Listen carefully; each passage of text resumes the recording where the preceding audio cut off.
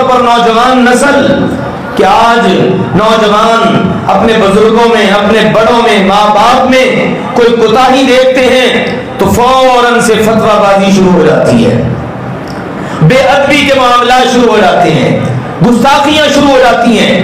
یہاں ذرا رک کر غور کیجئے، ابراہیم علیہ السلام موحد ہیں، عقیدہ توحید کے حامل ہیں، اللہ کے دوست ہیں، اور ان کا والد مشرک ہے، اللہ کا دشمن ہے۔ آج کی آیات میں آپ یہ چیزیں سنیں گے، عدو للہ، اللہ کا دشمن ہے۔ پتہ ہے ابراہیم علیہ السلام کو یہ سب، لیکن اس سب کے باوجود انہوں نے اپنے ابا جی کی گستاخی نہیں کی، بے ادبی نہیں کی، آگے سے اکڑے نہیں، ایک سن کر چار نہیں سنائی۔